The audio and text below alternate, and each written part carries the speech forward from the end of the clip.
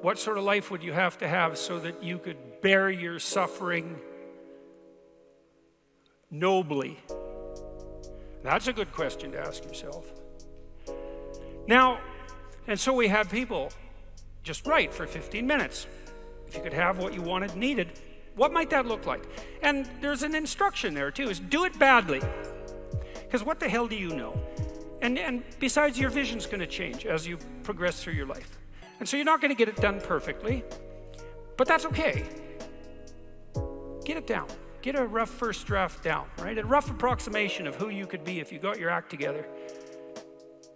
Not who other people think you should be, you know? Although that might enter into it because you don't want to be completely... You can't be who you are properly and ignore the fact that you're embedded in a social context. And so you have to take the fact that there are other people into account. And it doesn't mean be who your parents think you should be either, even though that's another source of information that you might want to consider. It's a deeper question. It's like, what would actually motivate you? And we're making an assumption that you're taking the question seriously and that you're going to remain within the bounds of what you regard as sanely reasonable. So that's the first part. Second part was the opposite of that. It's like, okay, now you've specified a goal. Where the goal is, in some sense, both your character and your life. And you've specified that rather vaguely. You only had 15 minutes to write about it.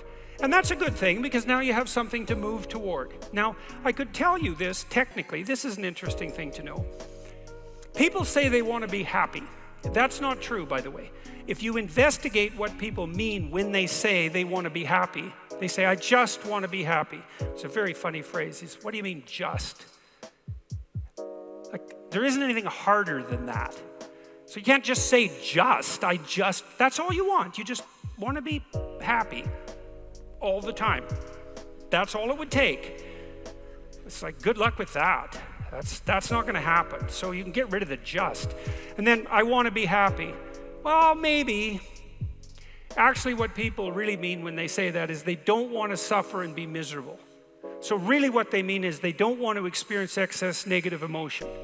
And you can find that out if you carefully question people and carefully analyze the answers. You find out they're actually more concerned about avoiding the catastrophic negative than living in a world of hedonistic delight. When they're being happy, what does happy mean?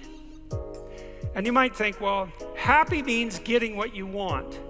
Happy is how you feel after Christmas dinner. Now that's a form of contentment, but it isn't really what people mean when they say that they want to be happy. The happiness that people refer to when they talk about happiness has more to do with enthusiasm. When do you experience the positive emotion that's associated with happiness? The answer is, not when you've attained a goal, but when you're pursuing one. So you're set up, your positive emotion is associated with movement forward. You could say that your positive emotion is the psychological equivalent of forward movement, just as your negative emotion is the psychological equivalent of freezing or retreating. And so your emotions are very tightly tied to your action. Freeze, retreat, negative. Advance towards a goal, positive. No goal, no positive emotion. And so a life without a goal is confusing and hopeless. And that begs a question, what should the goal be? And that's partly what we're trying to establish. You wrote for 15 minutes, you try to develop a vision for your life. Now you have something to move toward. That sets up the precondition for potential positive emotion and happiness. What else do you need to motivate you? Well, how about negative emotion? So what do you do with that? Well, negative emotion can stop you. You might think, well, I'd like to get a better job, but I'm afraid of putting myself out in the job market. I'm afraid of being evaluated. I'm afraid that if I tried something more difficult, I might fail. Then you have your negative emotion opposing you, right? It's anxiety is stopping you. And fair enough, because there are things to be anxious about. But what if you could get your negative emotion behind you, pushing you instead of stopping you? Sometimes in my clinical practice, I would have clients who hated their job. They're laboring under the thumb of a tyrant. And maybe that was partly because they'd turned themselves into slaves, but it didn't matter. They were laboring under the thumb of a tyrant. They needed to make a move, laterally or up. They needed to make a move. And they were often afraid to, and they had their reasons. They didn't want to contemplate their resumes. They didn't want to open up their CVs. They didn't want to face the inadequacies of their past. They were afraid of being evaluated. They were afraid of being rejected. They didn't know how to negotiate. They didn't know how to conduct themselves in an interview. They were afraid of losing the security they'd already built up. They had their fears, and they were real, and those fears stopped them. But they'd come to me and say, oh my God, you know, I'm so miserable. My life is so miserable. And we'd take that apart. And one of the reasons was because they were laboring under the thumb of a tyrant. And then we'd talk that through, and they'd say, well, I'm afraid to make a change. And I'd say, well, that's okay. That's understandable. How afraid are you of not making a change? Let's make a little vision of that.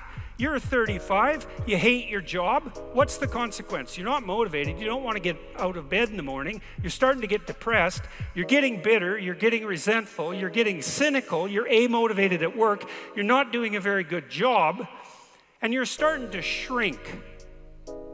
Now play that out for 10 years. You don't change it, you don't fix it. And what happens? Well, it's not like it's going to get better of its own accord.